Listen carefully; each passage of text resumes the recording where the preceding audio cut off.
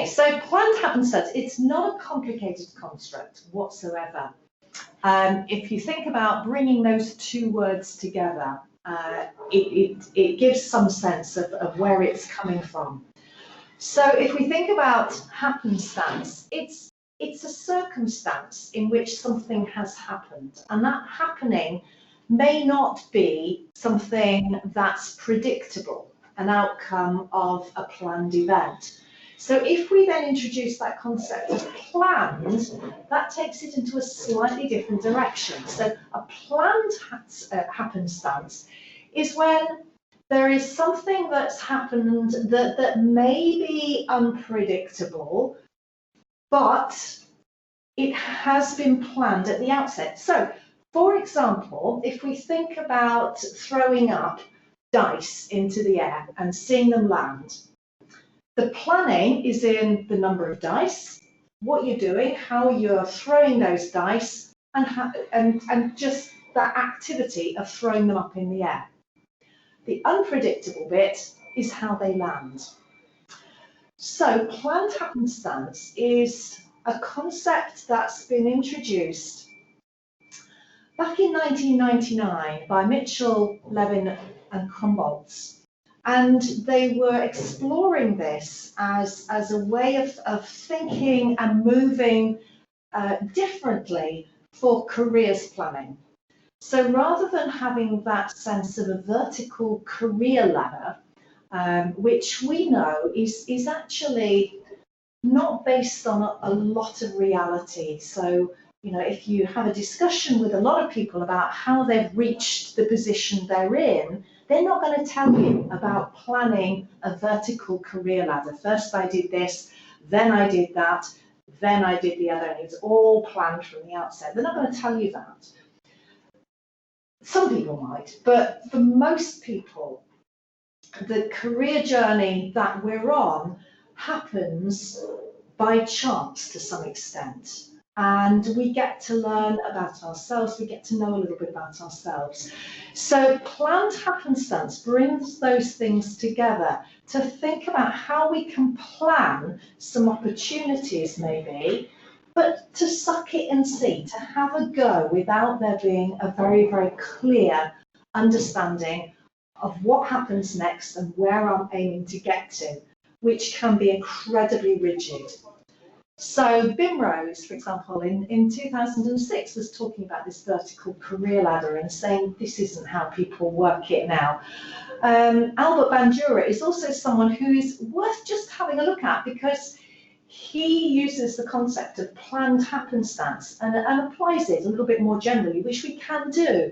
So Bandura talks about the psychology of chance encounters and life paths. So it doesn't have to relate specifically to career planning. It can be very much about how we're progressing, how we're developing our lives, how we're reaching our potential, maybe how we're exploring our dreams, our thoughts, our imagination, and where that might take us to.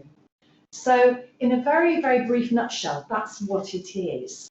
Leanne Hambley and Siobhan Neary Booth, who both work for the International Centre for Guidance Studies, based here at the University of Derby, did a lot more development of this concept and broke it down into three very clear stages. So that sense of being planned, which is about a progress of inquiry. It's about just exploring what possibilities there may be. And that might be through networking, it might be through volunteering, it might be through placements, which may have a very clear outcome, but fundamentally the outcome is going to be unknown. The happen part is that part of suck it and see in the process. It's keeping an open mind. It's not being rigid. It's not being of the opinion, I can only do this, or that's not going to suit me because of that, or this is the kind of person I am, so therefore that is really not going to be for me. It's about saying, well, let's see how things can happen. Let's keep an open mind. Let's be curious. And a lot is based on that word curiosity. So have curiosity. explore, try things out without having a fixed and determined idea of where you've got to get to. And that sense of stance is very much having that open mindset as you're doing all this. Okay, so that in a nutshell is what planned happenstance is about. And as I said, it's not just about careers. For me, it's a lot more about exploring who we are as individuals. Okay, so it practically involves us, if we're going along a planned happenstance route, it involves us in that process of being curious and trying things out. So not being judgmental, not being overly critical with oneself. So practically then, if we apply that to steps to take, it might be about the networking. So following someone up you might have had a conversation with. It might have been a brief conversation, but enough to exchange perhaps contact details. And then remembering that, okay, maybe this is someone I can just contact. I'm not sure whether there's anything there that they're putting forward for me, but maybe just to explore that a little bit further, to see if there could be something that could lead me into developing my thinking, or maybe more practically, maybe there's an opportunity for me to go out and visit them, to meet with them, perhaps to do some volunteering or work shadowing, that kind of thing. It may be doing some visualization, sitting in a comfortable place and just imagining myself in a completely different kind of environment, or doing a job or doing some work or living a lifestyle that I hadn't actually considered for myself previously. It might be about examining the kinds of barriers that I see are there around me that stop me from perhaps progressing in a direction that interests me or that I might be tempted to go in. What are those barriers about? Are there ways in which I could remove those barriers, overcome them? If so, who could help me with that? So very practical sort of problem solving. It may simply be about getting involved in different things. So whether that is volunteering or joining some kind of activity, and considering, how do I relate to this activity? How do I experience it? What am I learning about myself? Is there something here that could be useful?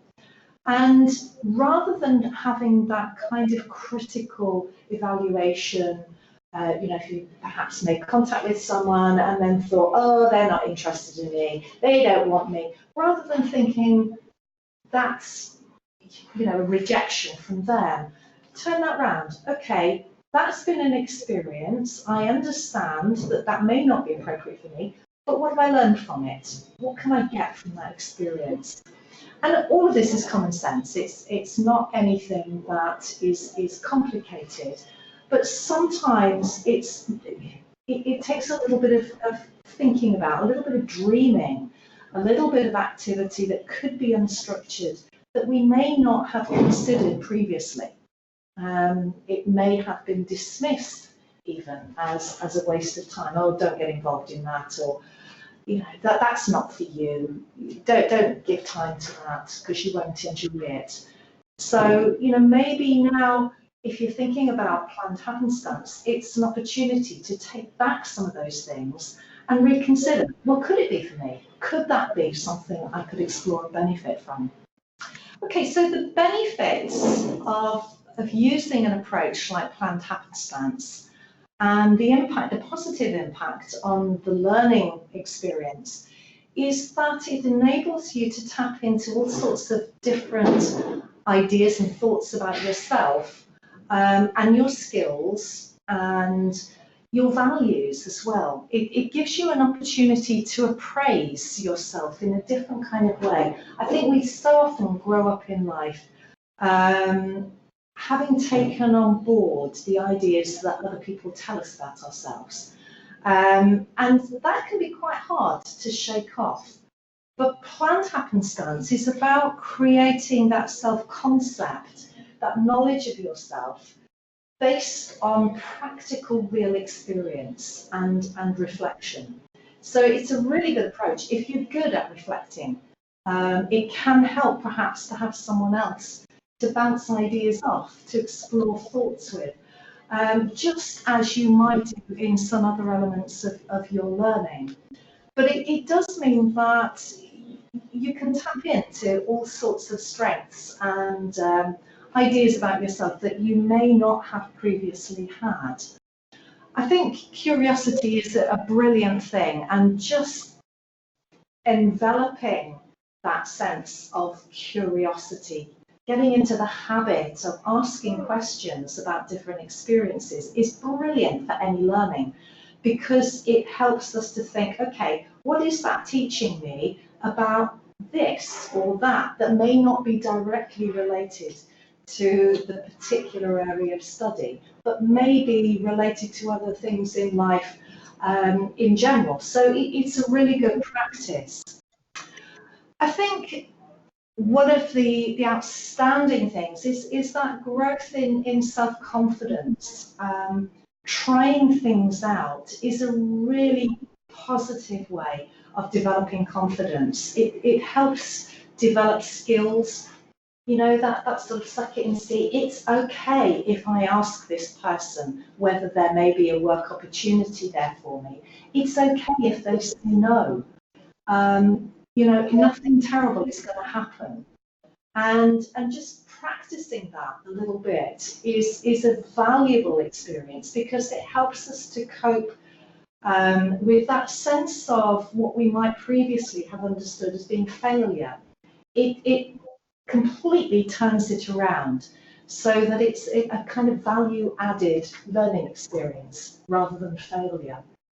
And you know, obviously that's applicable to a lot of the learning that we might be doing in general. And I think, you know, there is that sense of just developing a much broader picture of the possibilities in life. What is out there?